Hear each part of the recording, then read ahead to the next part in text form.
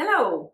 We're going to try for the first time, well I am, try for the first time to use this on the combi steam or steam air fry or whatever it is called function. I'm going to do it with the chicken, and I also have some vegetables so they cook underneath. Now I have no idea how this is going to work. I've done a little bit of research. Apparently it steams and air fries at the same time. So this is going to be quite an experience. It's nearly 1.9 kilo chicken. So I'm going to give you 45 minutes. I reckon that's going to be enough. It's not trust, it's just a cheap one from Aldi to try this. So it's no trust. So I could tie with kitchen string the legs together or not. I'm going to have two chickens to try doing this. So I'm going to with this one. Going to season the chicken. I'm going to use some stock for this steam to infuse extra flavors, salt and pepper, and I've also got some butter that I've melted in the air fryer. A different air fryer, could have done it in this one. Did it for about 4 minutes. It was super cold from the fridge, and I want to rub it on the skin for the crispiness, for flavor. And so I've melted it at, I think it was 4 minutes at 160 in one of the drawer air fryers. I think it was in the Kosori. It's behind me. Yeah, the Kosori. It looks very similar to the Instant Vortex. Always wash your hands after touching raw meat. Don't forget. We can put some butter underneath the skin.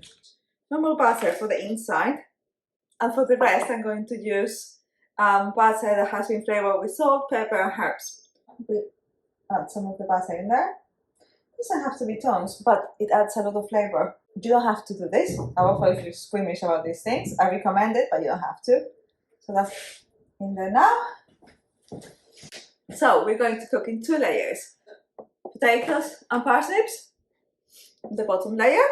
And then I'm going to put the chili on and the chicken on top. What could go wrong? Lots of people have done this before. Surely nothing will go wrong.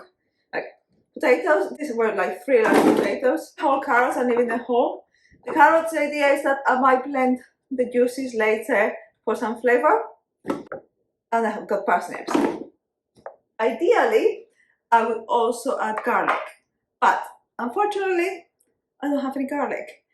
If I was to add garlic, I would add it whole and peeled. So whole garlic cloves, so you could even put the whole head of garlic in, and leave them unpeeled, because then just the garlic goes really soft, and then you squeeze it out, and you can blend that into your sauce if you're going to make one, into your gravy. It's so nice. I'm going to put this one on. I think this one is the most suitable one. Make space on the sides for it, so I can go all the way down. 300 milliliters of water, cold water, with a tablespoon of vegetable stock paste, a tablespoon of Italian seasoning. I'm going to put that there. That's going to have to be what it creates a steam. Now, air fry you can use as little as 150 milliliters. However, I'm using 300 because I want the sauce at the end. This is the butter with herbs. The butter I melted. So I'm going to put the chicken on top. And I wonder if that's going to be a bit too high.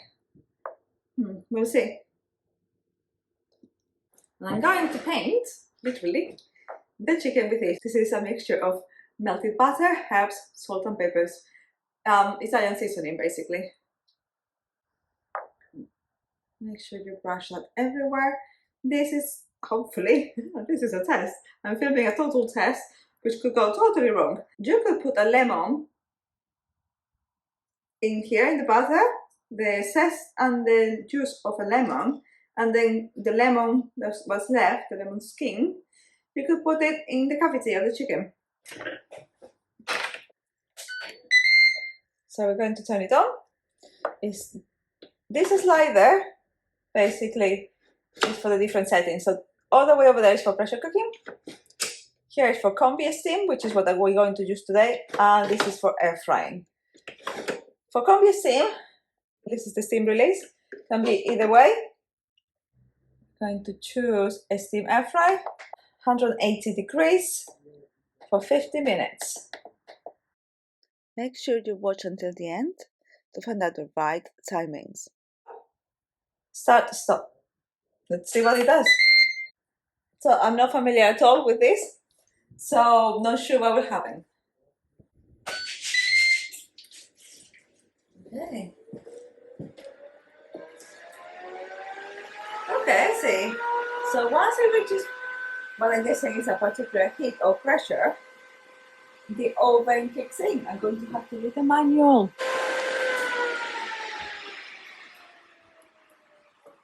With 5 minutes to go, I thought I could have a quick check of the temperature. Well, that's at 83 degrees, which is more than enough for chicken. That seems fully cooked. Going to have to let it rest for 10 minutes. So we're going to let it rest now. Taking the chicken out, and I have some vegetables. I can keep roasting them. You can see that they are roasting. The ones that were directly underneath the chicken, not so much. So I'm going to put the lid back down, but I'm going to turn the temperature up. Can I do it like this? Yeah, I can do that. All the way to the top temperature, which is 240, which is good to know, isn't it? This is 5 minutes. In the meantime, the chicken is resting and dancing in there good. I had a parsnip cooked in here, which I'm going to add parsnips. So it's finished counting down. 5 minutes, 5 extra minutes that I've given it. Let's see. Oh, that looks good. That was a maximum temperature. Oh, I'm going to enjoy that. These are my roasted vegetables. I do believe that this spatula belongs to something else, the unused Actifry probably. Never got on with the Actifry. I do love Tefal products, or Tefal, I don't know how you pronounce it. What I could do at this stage is drain the liquid and keep roasting the vegetables without the liquid. So turn them over and roast them without the liquid. Would someone remind me to buy a slotted spatula for the hub? And that's getting heavy, so I'm going to put it down. So we have the chicken